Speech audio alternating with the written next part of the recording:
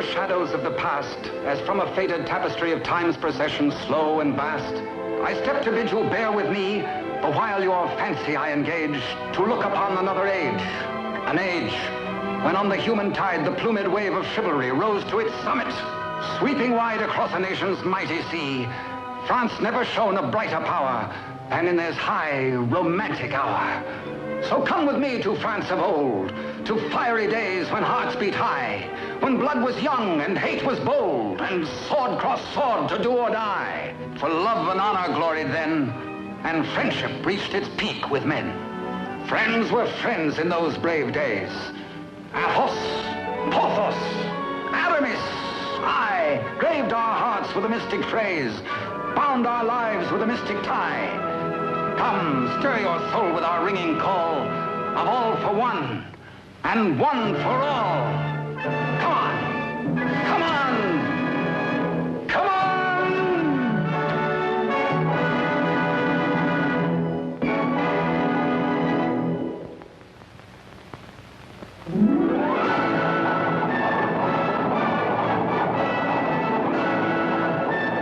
It is Paris on the 15th day of September in the year of our Lord 1638. Public excitement runs high.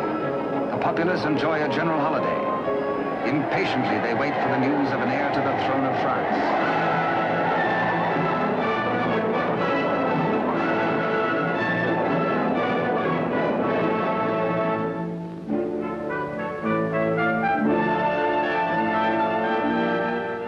His Majesty Louis XIII, King of France. Maintaining his royal authority through the wits of others, he is himself weak and vain and lives in the oily smiles of a small circle of favorites. But the court is alive with intrigue. There are parties within parties, conspiracies beyond conspiracies, plots and counterplots.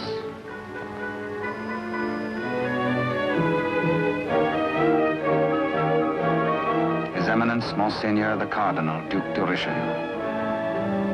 He is the greatest statesman of the day and manipulates the strings which guide the king. His is the real power, subtle, cunning, and often ruthless. Still no one questions his devotion to the glorious kingdom of France.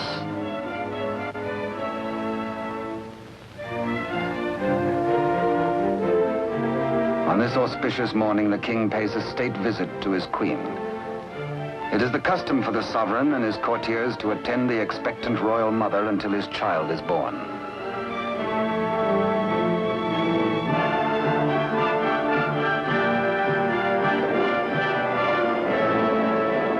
D'Artagnan, of the King's Musketeers. Relieved of his duties at court for the day, he hurries to the home of his sweetheart, Constance Bonacieux. Constance is seamstress to the Queen and is expected at the palace, so she cannot tarry long.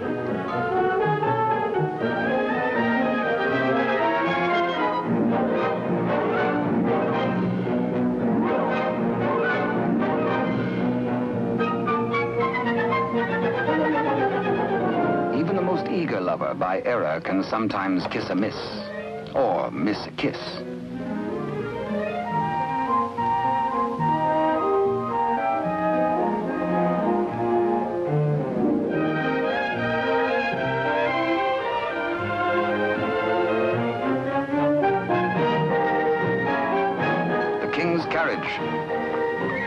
It arrives for Constance. She carries an infant's layette in a crocheted basket for the Queen. One kiss, one caress.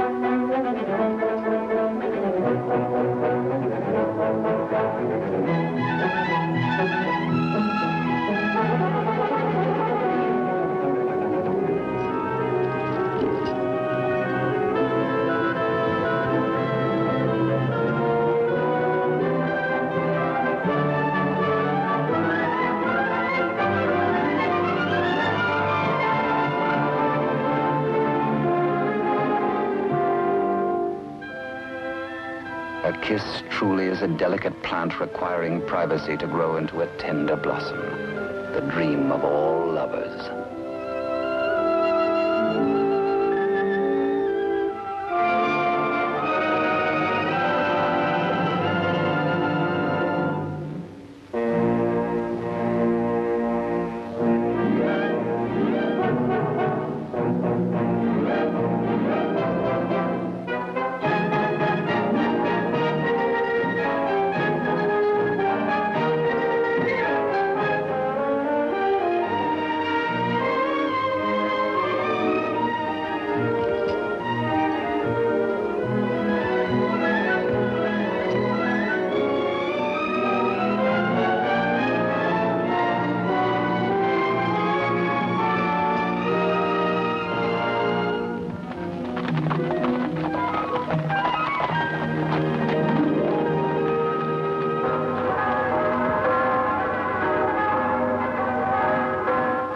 The Cathedral of Notre Dame remind D'Artagnan of his friend and fellow musketeer, Aramis. He might be in danger. Aramis had threatened to continue his flirtations with the pretty owner of a roving, provocative eye, who unfortunately is married to an officer in the Cardinal's guards. The guardsman naturally resents these attentions from this musketeer, but is restrained. Has not the Cardinal forbidden these duels with the King's Musketeers? Hola! Famous battle cry of the Musketeers. Instant help comes from the most fearsome steel in the kingdom. Huge Porthos, brave, strong, a King's Musketeer. And Musketeer Athos, gentle Athos, yet a deadly swordsman is able to kill with his left hand as with the right.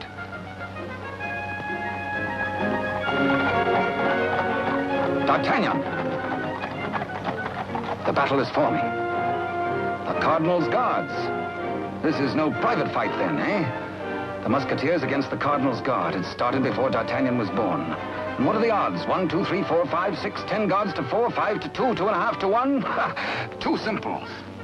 Draw your skewer, Monsieur Half Guardsman. Let's measure half a point. On guard!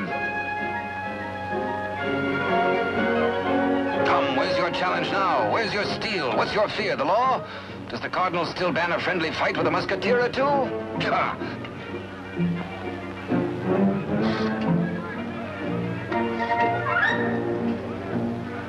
Porthos, as always, is thirsty. He has capacity. D'Artagnan, with his quicker eye, has a more bountiful drinking source.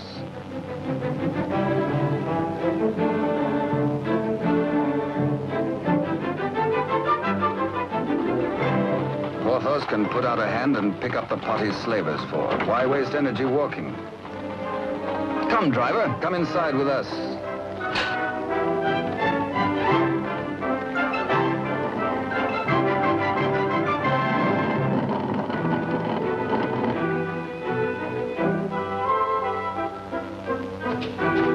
The old driver swears his wagon is damaged. His master will skin him. His horse is loose. He has a terrible wife. He has trouble. Everybody is mean to him. He has to be mean too.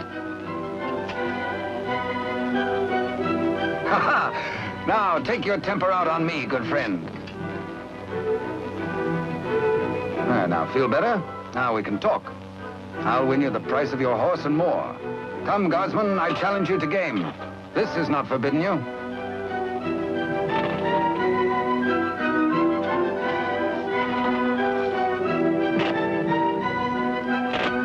The dice are kind. Here's 20 times your price.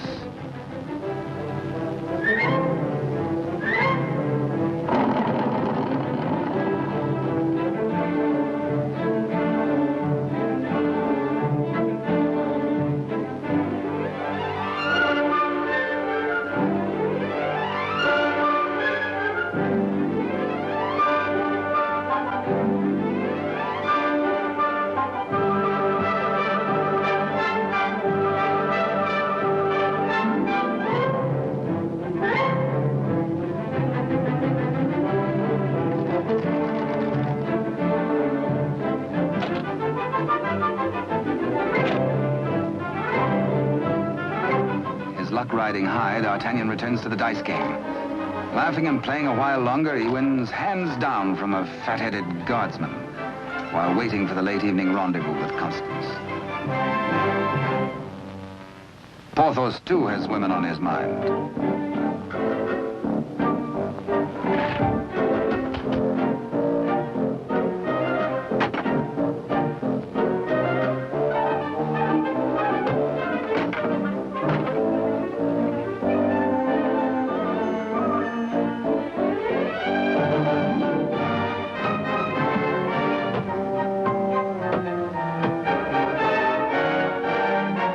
Starts the only battle the Musketeers ever lost in fair fight.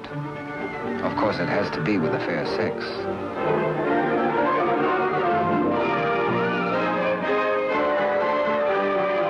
For the first time in his life, a panic-stricken Porthos screams a terrified, "Hola!"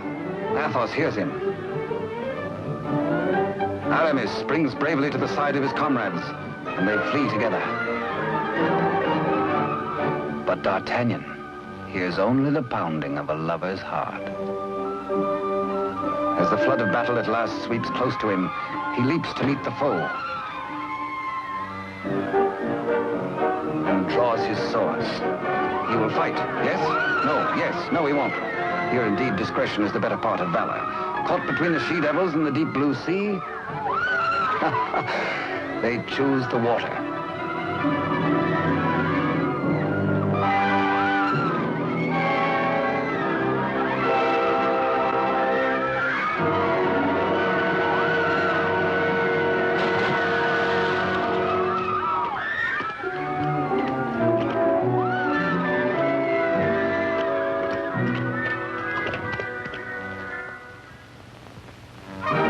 Next morning, the city is in ferment. The pressure beyond the gates is so great that the people are admitted to the courtyard.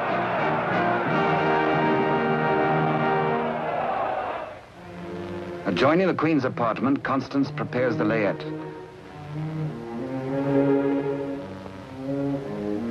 She is informed by Father Joseph, the Cardinal's trusted henchman, of the imminence of the royal birth.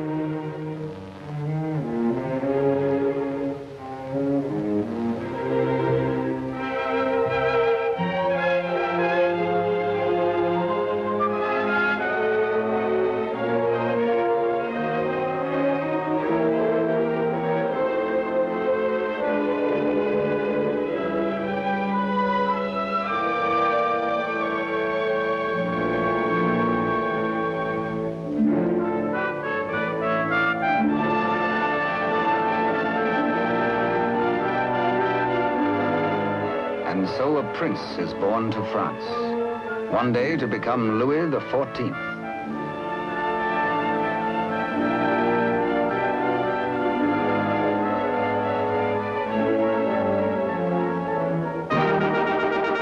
By ancient custom, his royal father presents him to the people.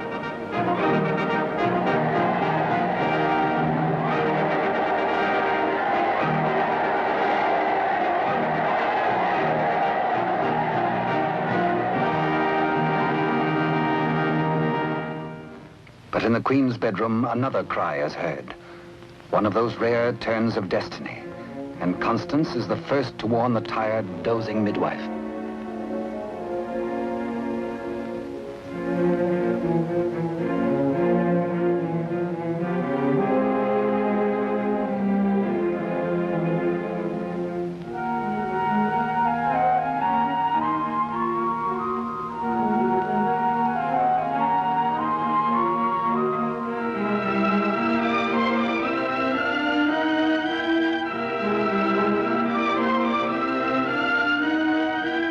Father Joseph grasps the vast consequences of this extraordinary event. This news must be conveyed discreetly to Cardinal Richelieu before it gets abroad.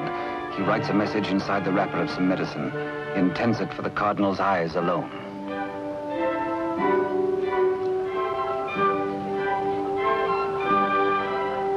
Your medicine, Your Eminence.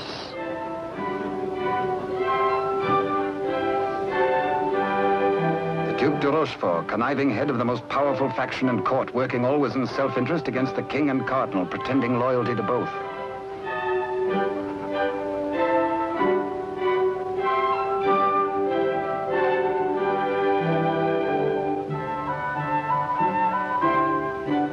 necessity for caution on the part of Father Joseph is indeed well-founded. De Rochefort, having many times seen messages thus taken to his eminence, becomes inquisitive.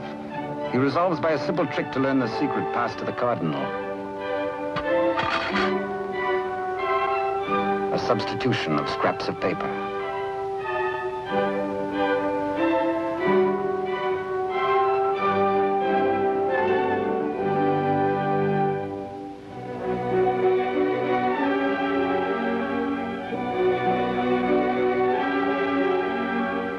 Cardinal realizes that enemies of the regime can do irreparable damage.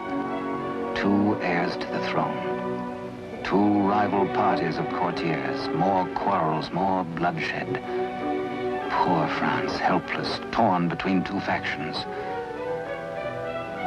The secret of the twins must indeed be forever guarded if France is to have peace, and if he, the cardinal, is to retain his power.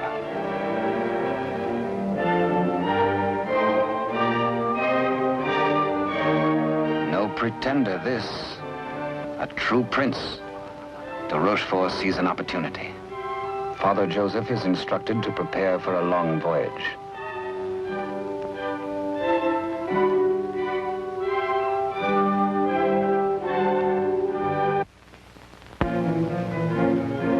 The cardinal has a plan. He sends a page to summon de Rochefort.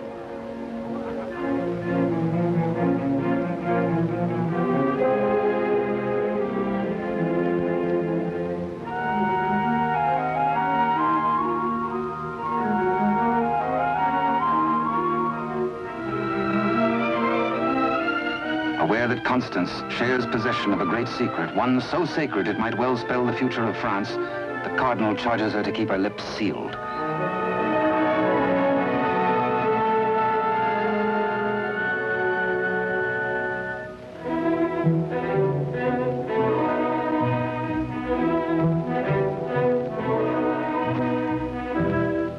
Richelieu entrusts the wily de Rochefort with Constance's safety. She must not be permitted to see anyone until further notice. The cardinal is not at liberty to tell his reasons, but de Rochefort is making his own plans.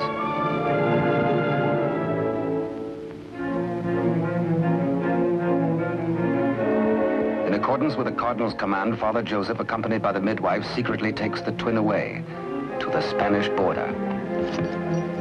The child shall be raised as a commoner with no knowledge of his royal birth.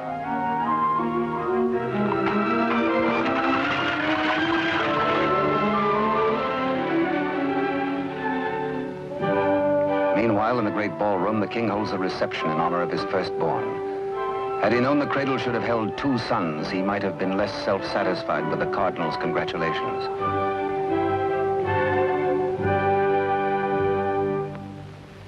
To the notorious Milady de Winter, de Rochefort comes to reveal this chance of fate. The future of France may be in their hands. He tells her he will turn Constance over to her.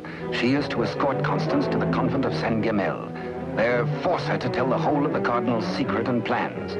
He will play one against the other, cardinal against king, for his own ambition.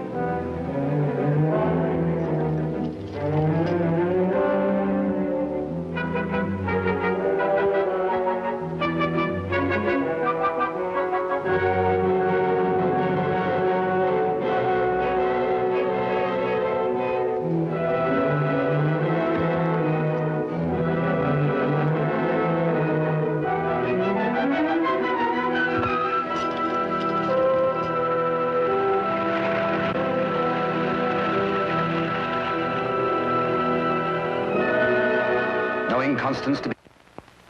One of the chair carriers runs with the news to the Musketeers' barracks.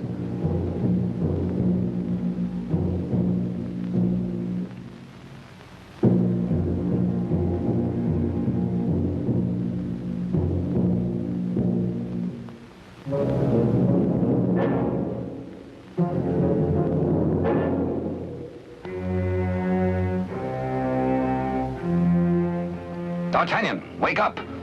Constance taken by force, by de Rochefort.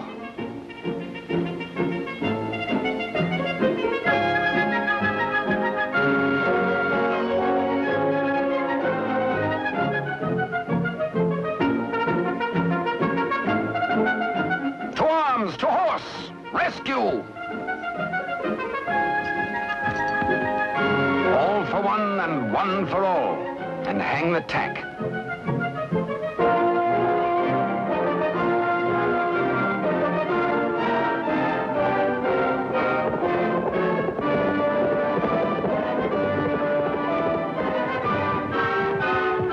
The wily cheat is in no mood to cross steel with this angry Gascon bent on justice.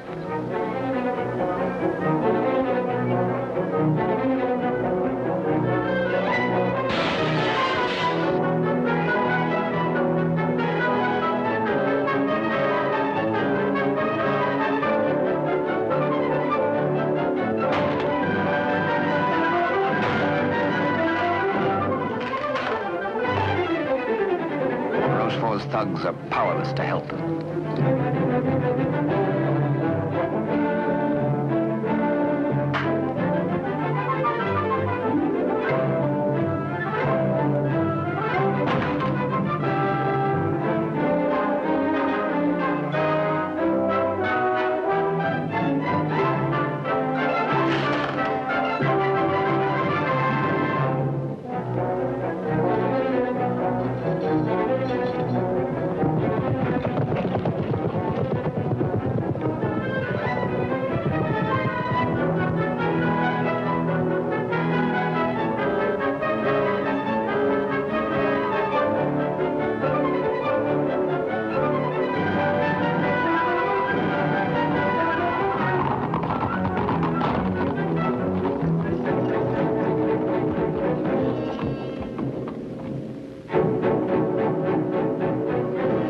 Rochefort is stubborn.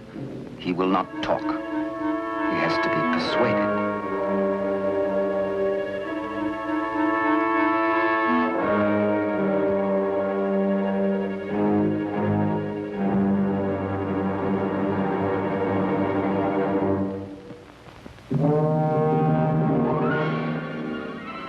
The probe goes on. Where is she? Where is Constance? Talk or fall 200 feet to the bottom of the well. Talk or die.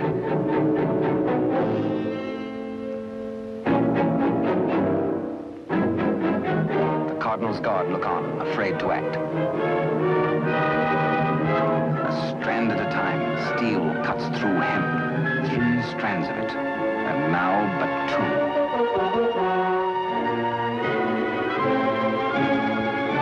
Now 1. De Rochefort breaks.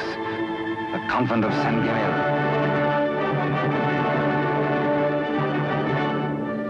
To the rescue!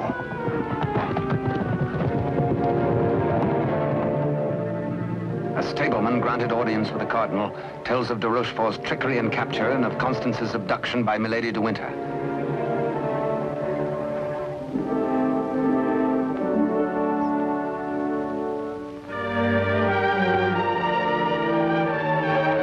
Richelieu and his escort reached the well to confront the Duke.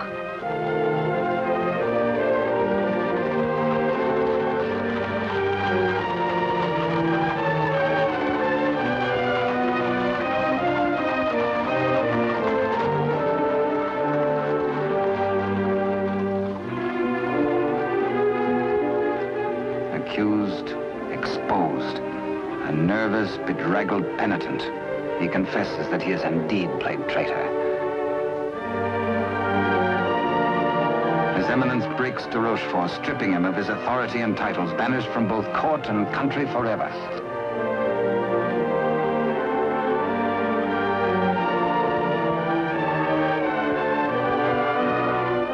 Fearing for the safety of Constance, the Cardinal speeds in pursuit of Milady de Winter.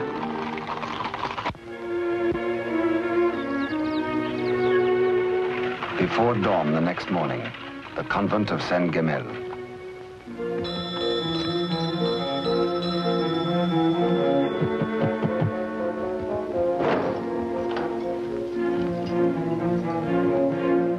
Milady de Winter assures the unsuspecting nuns her prisoner is an enemy of the state, to be confined to the convent on orders of the Cardinal.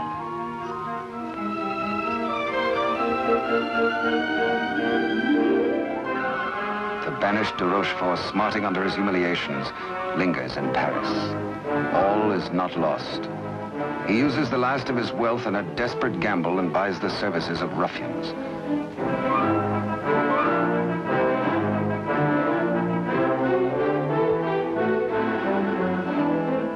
Pursue the Cardinal and assassinate him. Next, find D'Artagnan and his three Musketeer friends and put them to the sword.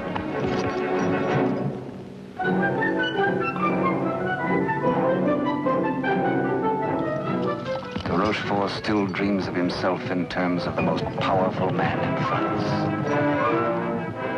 The path to power is open if Milady de Winter secures the secret from Constance.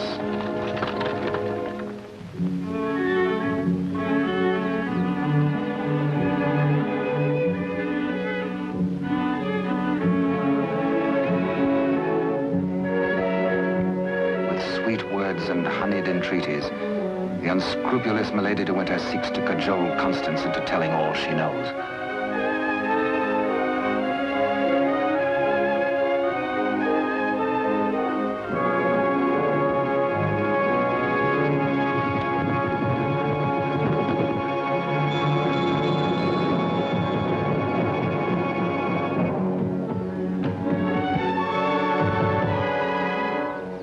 No, Constance Bonacieux is not here. But he hears her voice.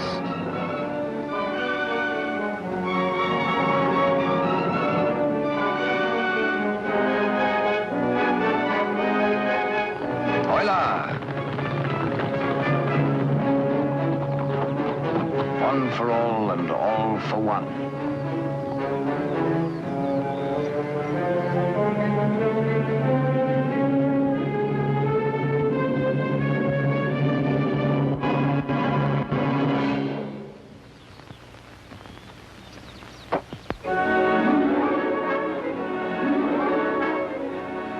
Mark of the public criminal, burnt by a branding iron into her flesh, a sign to all.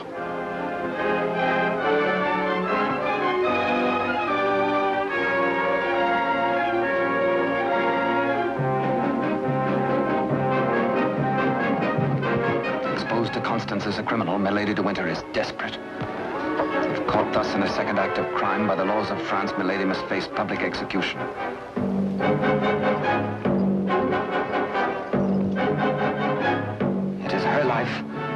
Or that of Constance.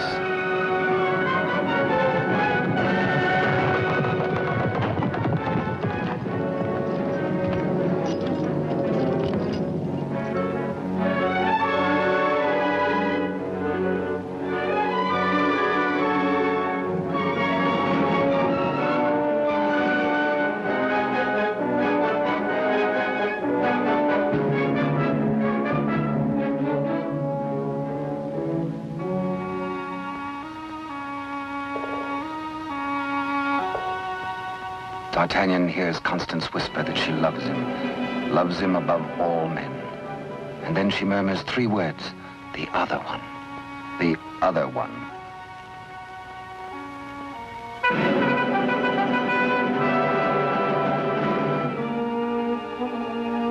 D'Artagnan strains to hear the faint pulse of her words, but Constance dies. The Musketeers take Milady de Winter to her punishment.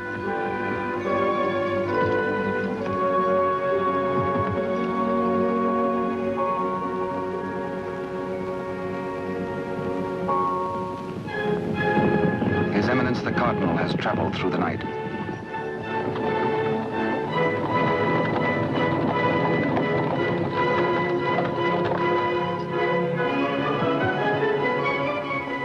He hears the dreadful news from the Mother Superior. Constance is dead.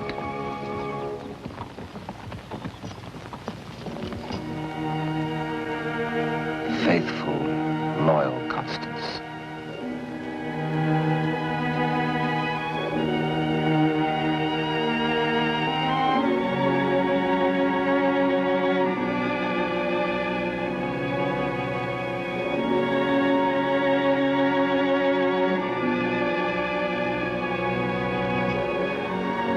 Arrest the murderess, Milady de Winter, and all in concert with her.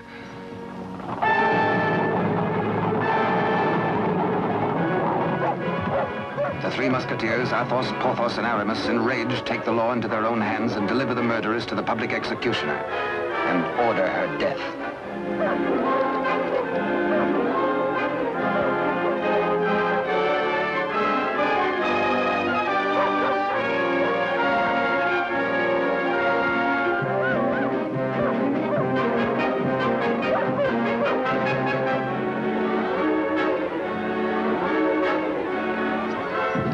Rochefort's cutthroats close in on the Cardinal's troop.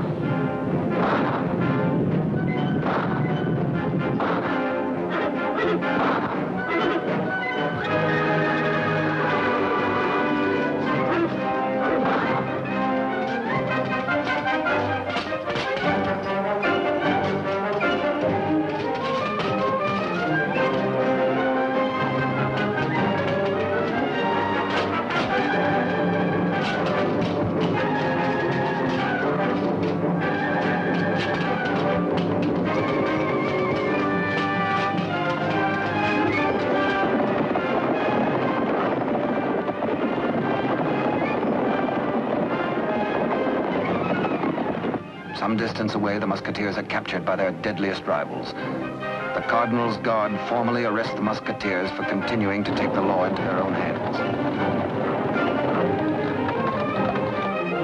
Disarmed, the Musketeers are set against the wall for execution.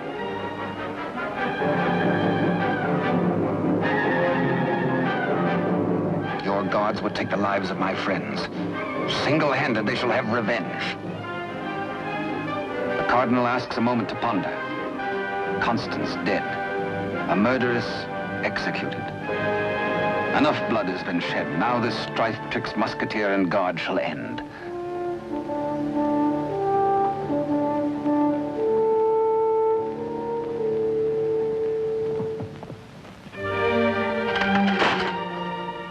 D'Artagnan's plea saves his friends, but there's to be a harsh penalty. Richelieu's plan concerns the state, and these continuing disputes between his guard and the King's Musketeers. The four Musketeers must separate, never to come together again on pain of death. His judgment, oh, a sorry day. The Musketeers are banished, each to his own province, never to visit Paris again, nor set foot beyond the bounds of his own fields.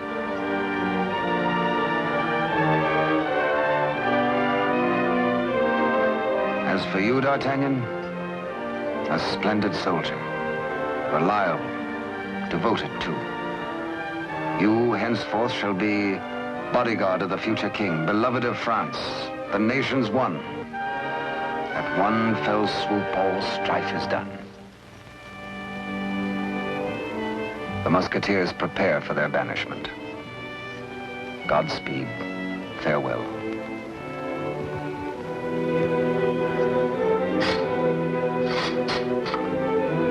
Eternal friendship, it shall not pall. All for one, and one for all.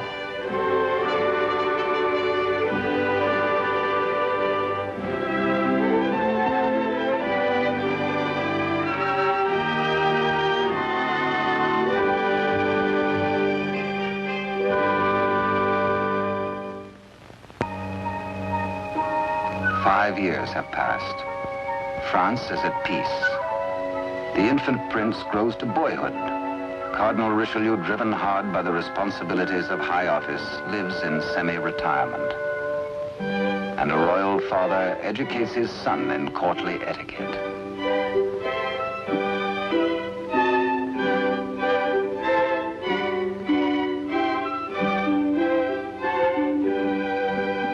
In failing health, His Eminence lives in hourly expectation of death, troubled by word that the second twin bears an identical likeness to the heir.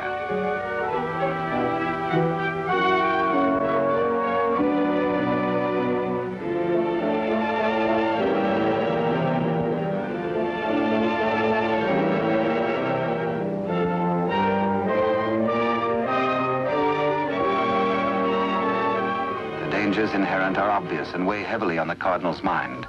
He decides he must protect the prince somehow. His Eminence provides that the rightful twin may always be identified from the other.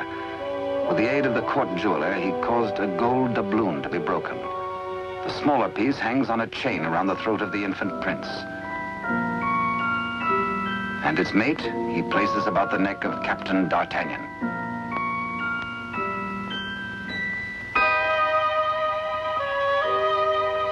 And so, by joining the pieces, the true heir to the throne of France and the prince's first guardian are known to one another for all time. He starts to say, I hold a secret. But the chill hand is upon him. The life spring ebbs, and the great voice is silenced.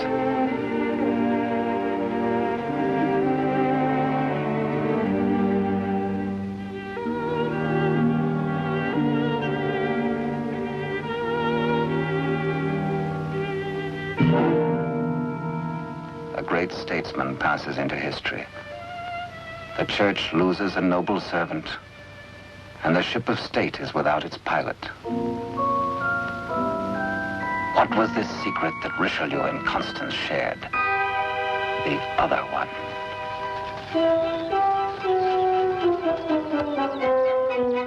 Across the Spanish border, the prince's twin brother is reared by servants of the late cardinal.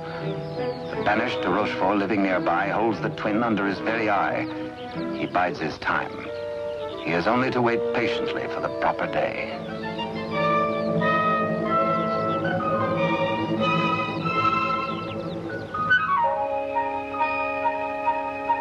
Upon the death of Louis XIII, the heir to the throne, or the Dauphin as he was called, became France's King Louis XIV. Both he and his twin had grown to manhood.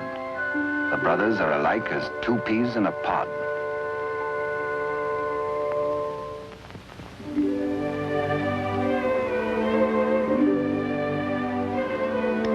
Years have passed and more since Richelieu bent his iron will to break the bonds that held us four. But Porthos, Athos, Aramis, I will ride once more. Once more we'll heed the clarion call of all for one and one for all.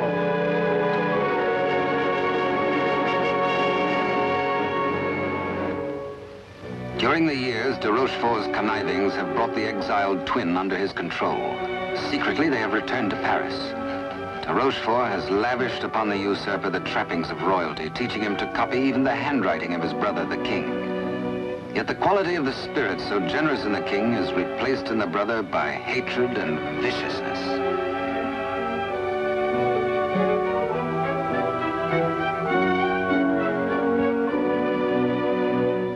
The king's valet, a de Rochefort spy, brings long-awaited news. Within the week, an older D'Artagnan, after a lifetime of loyal service, will retire and leave the court. The young king will be without a bodyguard.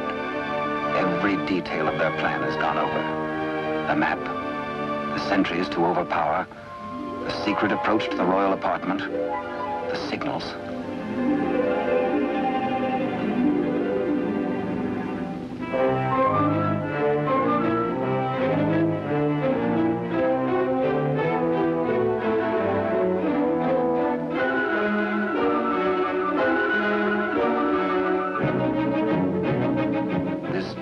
Rochefort tells the pretender, you will be His Majesty Louis XIV, King of France.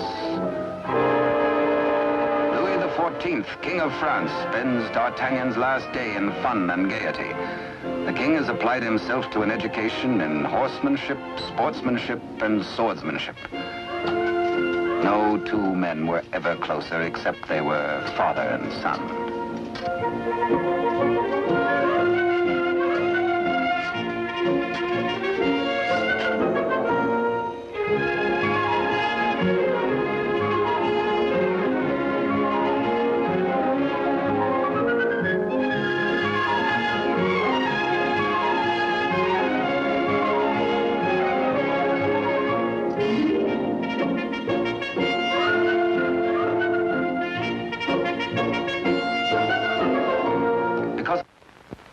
Early, D'Artagnan enters the royal bedchamber to bid the king goodbye. Tonight he feels happy. His service is done. His king is secure. The state is safe. But by some odd premonition, the coins are matched on this final night of parting.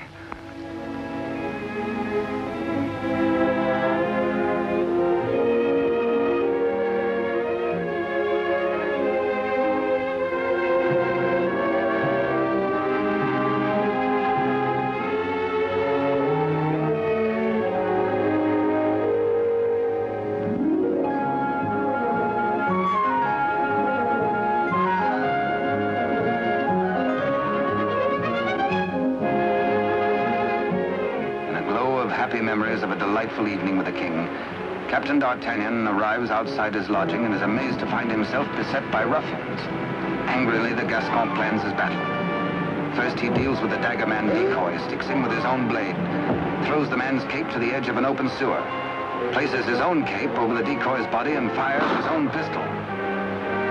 Hey, up, on to the balcony.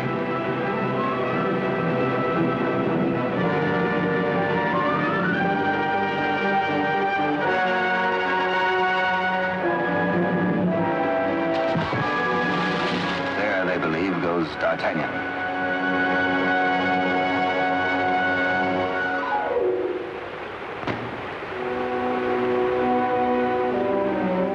Thoughtful D'Artagnan returns to his lodging. For a peaceful man to be waylaid on a city street is something new. He had spent the evening with his king. He reflects. Has the palace discipline been slackening too? Sentries were not where they should have been. His soldierly heart is disturbed for the safety of his king.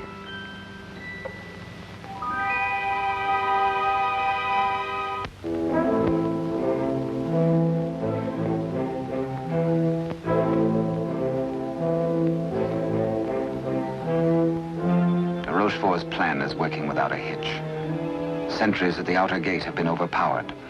Entry is forced into the inner quadrangle. The palace is entered through a servant's postern leading to long-forgotten cellars. Success. No sound, no word, no warning.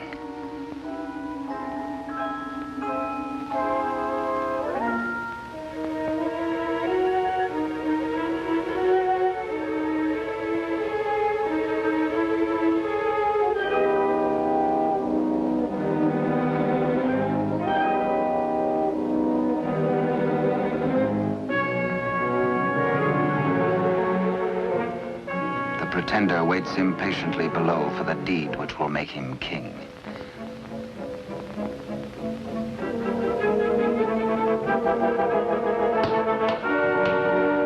In the anteroom to the king's bedchamber, de Rochefort's maggot awaits his master's signal, ready for the final treachery.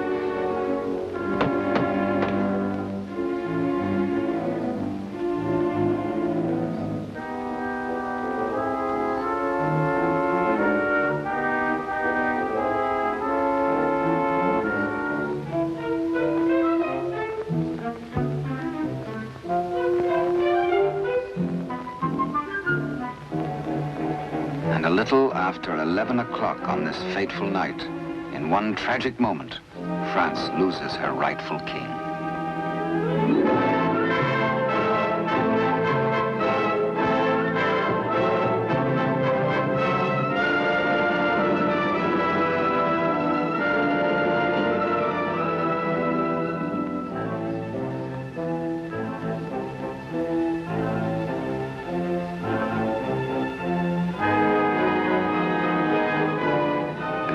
Uncertain if he dreams or not, King Louis XIV, surrounded by strangers, looks unbelievingly at a venomously mirrored likeness of himself. The usurper watches his royal brother with a lifetime of hate. De Rochefort's plans have been cleverly checked and double-checked. He means to hold the true king a prisoner as a threat over the head of the usurper should he rebel against his commands. At de Rochefort's order, his cohorts strip the king of his night attire and in exchange dress him in the usurper's clothes.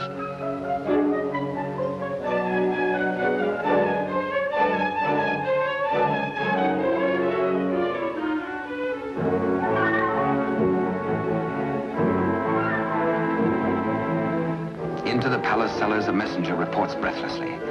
D'Artagnan is dead. His body thrown in the river. Complete triumph at last.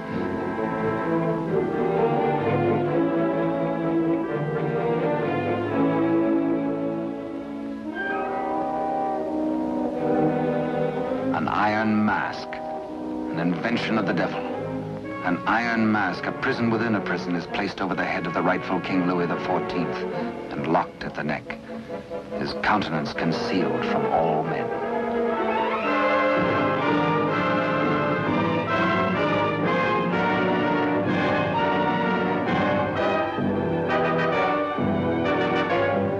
true king is led away.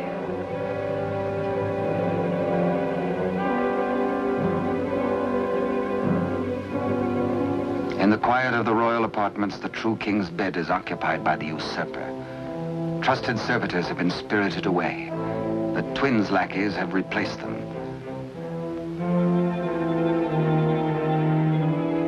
De Rochefort's plan is complete. Poor France.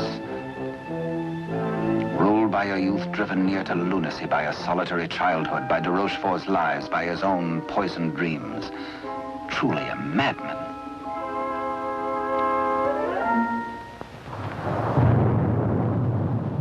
Suffering in human life is proportioned to human strength. When the young king, stupefied and crushed, found himself led a prisoner to a cell in the Chateau Sainte Marguerite in the south of France, he fancied at first that death is like sleep and has its dreams. He believed himself to be a spectator, a palpable phantom of his own suffering. A torture the more terrible since it might be eternal. Eternal death. How can I have died? I am a king, yet not a king, enthroned upon a funereal couch. No, no, dear God, do not punish me who have done nothing. Why am I thus punished? Like a cloak, the chill of the dungeon falls upon his shoulders. So dwells the real Louis XIV in a living hell to remain thus the rest of his days.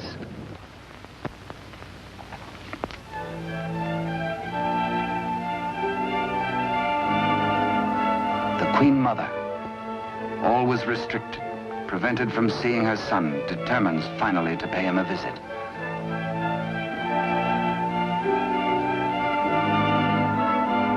In place of the affectionate and courtly Louis XIV, to her horror, she finds herself repulsed. Doubts, again doubts. What strange malady besets my son? She thinks again of the other one. De Rochefort hurries to the king's apartment, fearful that a mother's heart has sensed the truth. In pretense of humility, he asks the Queen Mother to leave affairs of state.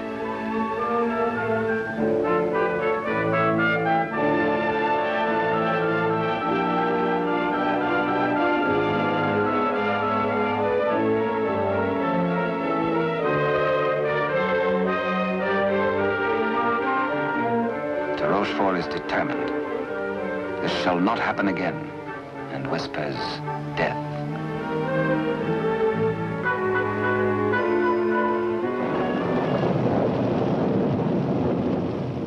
Day by day, night upon night, the prisoner prays for some way to get word to D'Artagnan.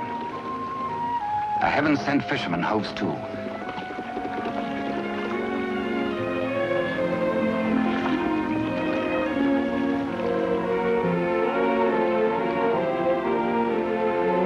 He finishes scratching a message into pewter, and as all good prayers must be, his prayer is answered.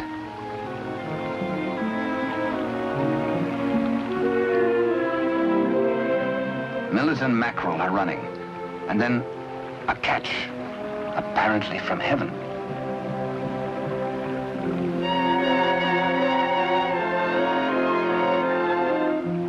The fisherman reads the name of D'Artagnan, the idol of the nation. A written word, a beloved name, an urgent message. He, a patriot, needs no urging.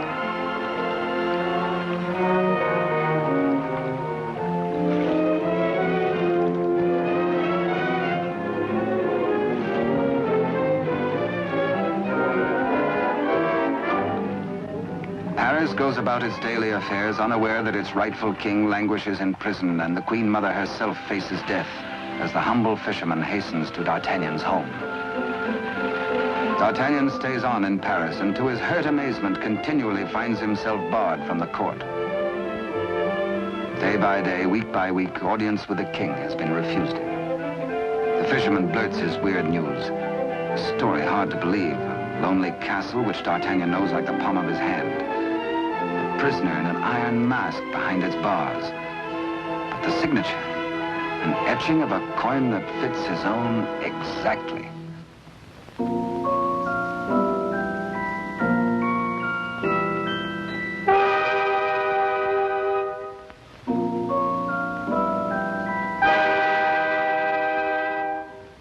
Come, friend, eat and drink. There is business at last for me at the palace.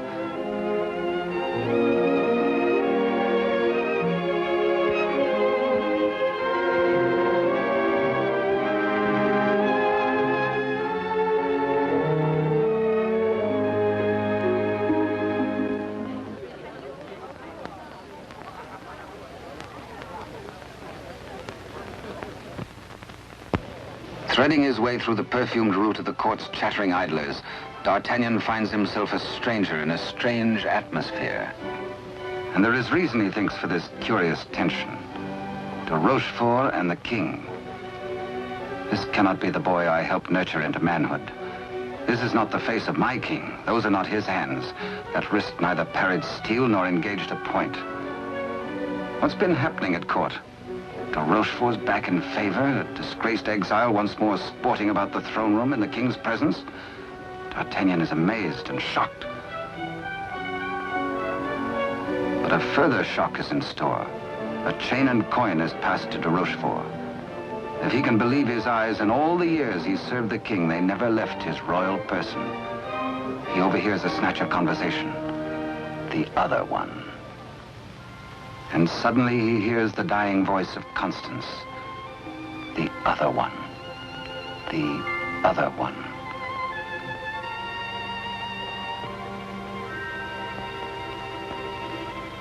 What did she mean? A message signed by the royal coin. A king, not a king. And a court alive with known traitors. D'Artagnan smells a rat.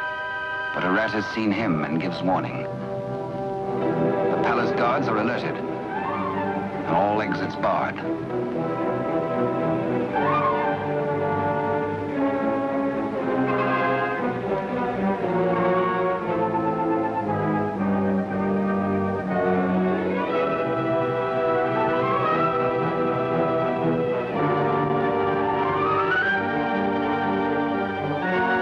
Little do they reckon with a resourceful old musketeer.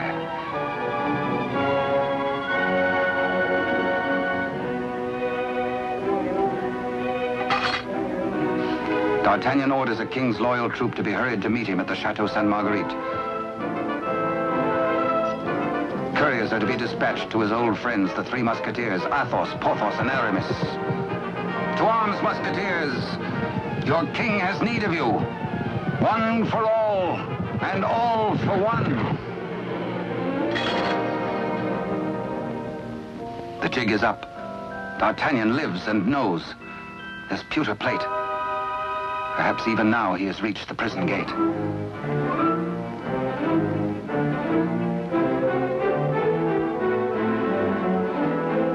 De Rochefort cannot believe his future lies in a common plate.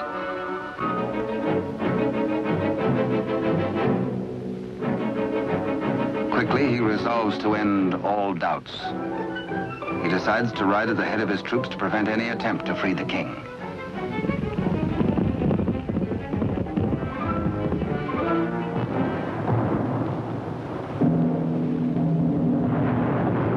The puzzled D'Artagnan has reached the Chateau Sainte Marguerite, certain that his comrades will join him.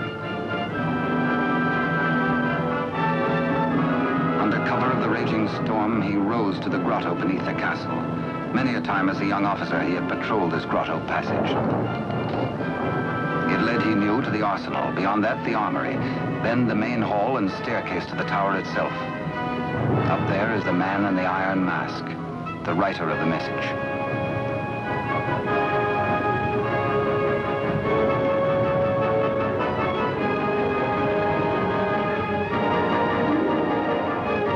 To his astonishment, D'Artagnan finds the entrance to the arsenal is newly walled.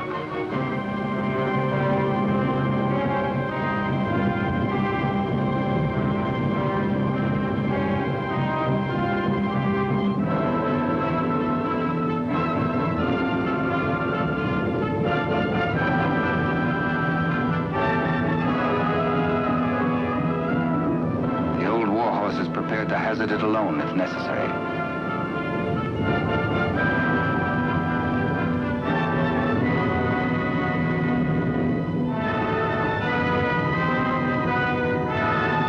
The fisherman returns to the opposite bank to await the arrival of help.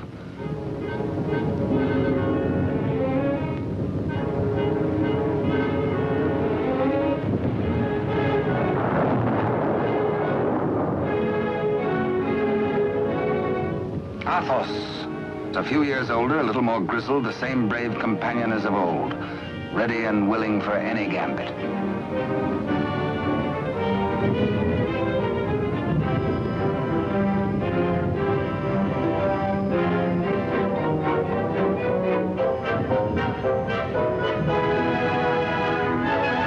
And now Aramis.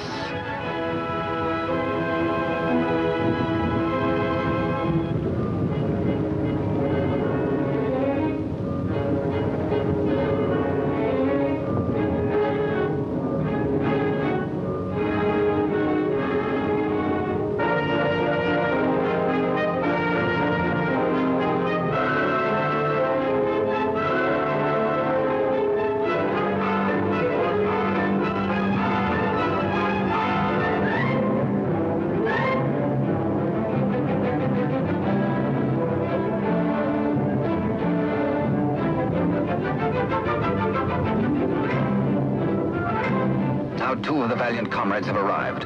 No time to wait for old Porthos, no time for explanations. There's a job to be done. Forward!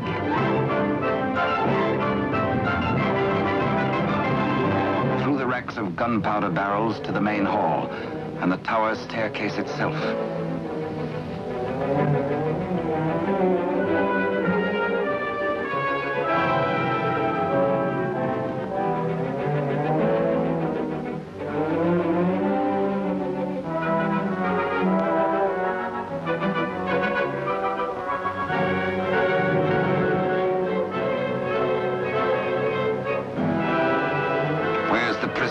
Before your gullet tastes this edge, you bloated villain.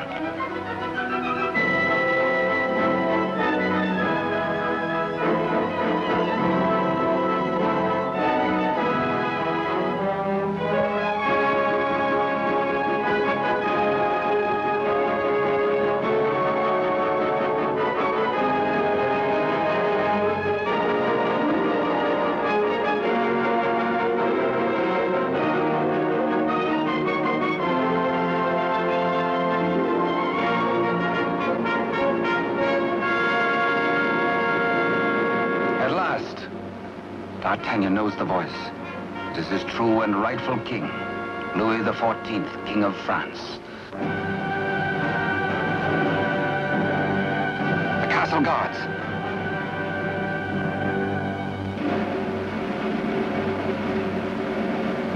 The challenge is met.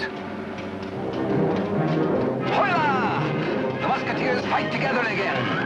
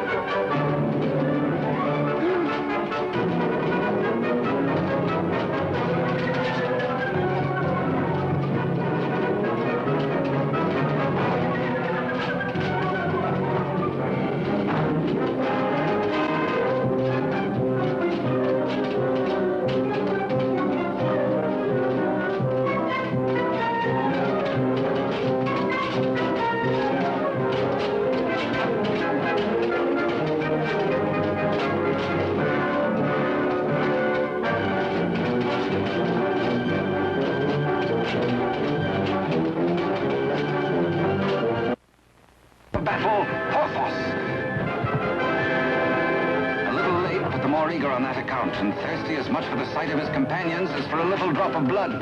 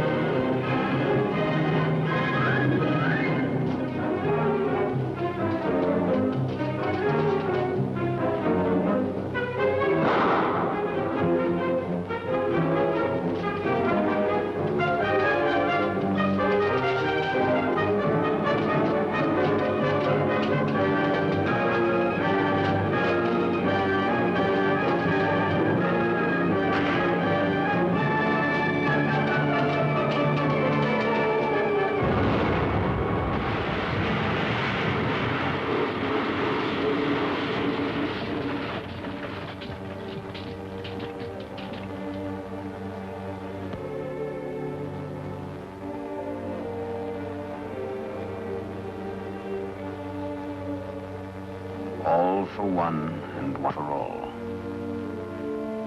Be certain, cherished friends, that I shall wait for you. What good times we had together, eh?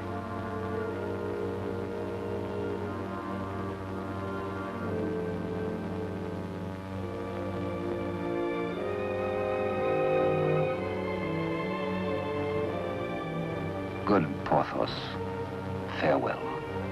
You died as you lived, for love of country, in the service of your king. The fisherman gives warning of the approach of enemies.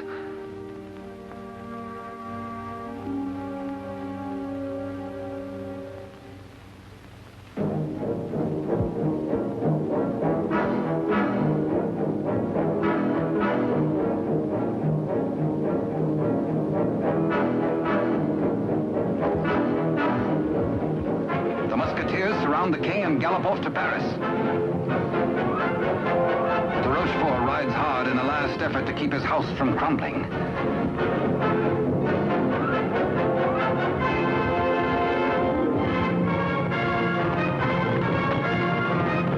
The odds are 10 to 1.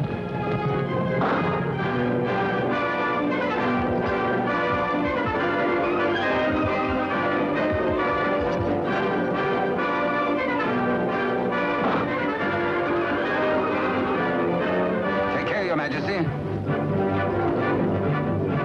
On to Paris. Farewell, gallant Aramis. A traitor's bullet struck you down. Meanwhile, Athos crosses swords with de Rochefort.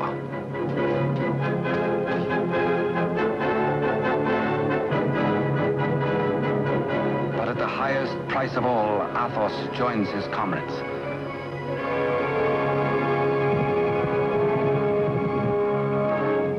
Without knowing his own peril, the half-wit, half-king entertains his royal mother at a palace luncheon.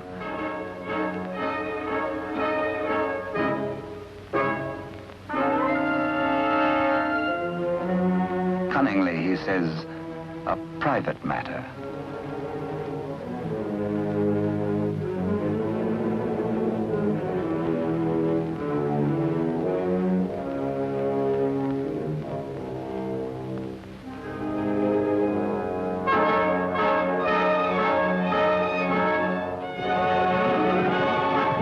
Troops from the palace, friends or foe? Friends. D'Artagnan breathes relief. The king is safe. God save the king!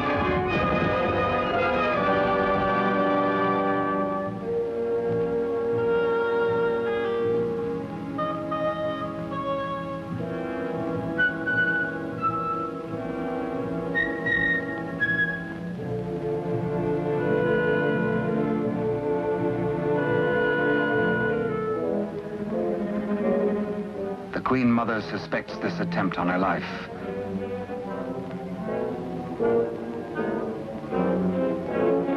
The witch's brew, a subtle poison already responsible for many an agonizing death. Raise your glass, madam. Drink to your king, to your country, and its illustrious people. Come, I give you France. Dare she refuse? It is the edict of her son, the king.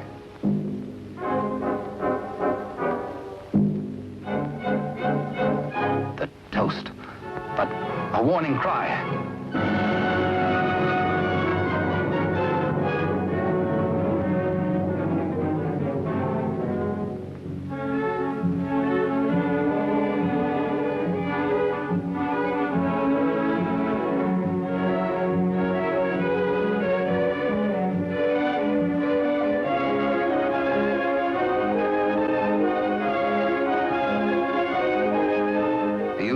Finally gets his rightful crown. De Rochefort's own damnable invention, the Iron Mask, his to the end of his days.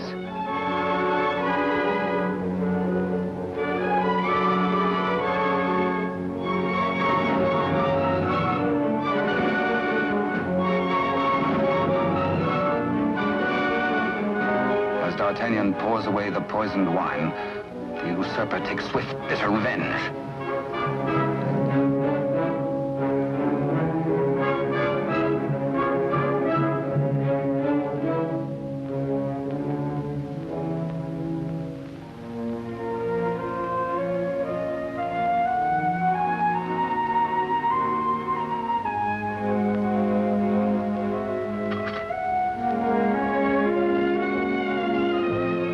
D'Artagnan knows himself mortally wounded, but allows no sign to mar the happiness of his king.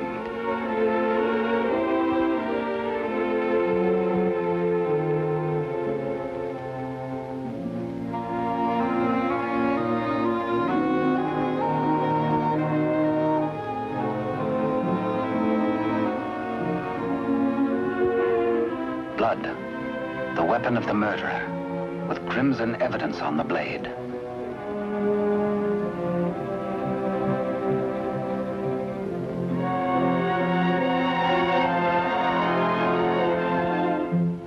Grateful Louis looks for Captain D'Artagnan to honor him with the baton of a Marshal of France.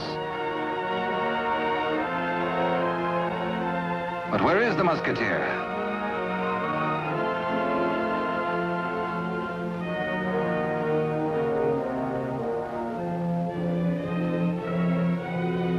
The court resounds with the king's commands and his cry to find his friend and mentor.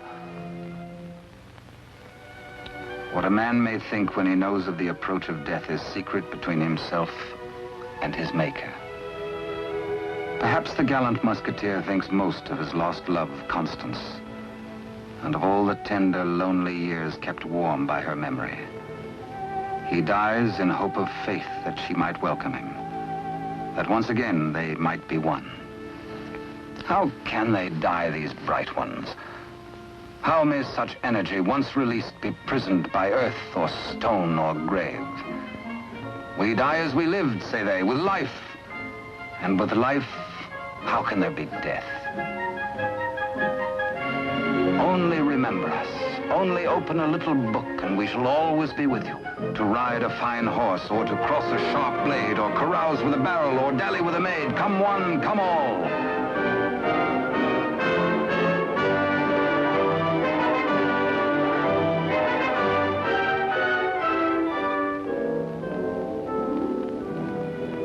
And so passed a brave and glorious man, in honor. Only think, and we live again. We live forever. For with us, now as ever, it's one for all, and all for one. And thus it was in France of old, in fiery days when hearts beat high, when blood was young and hate was bold, and sword crossed sword to do or die. For love and honor gloried then, when life was life, and men were men.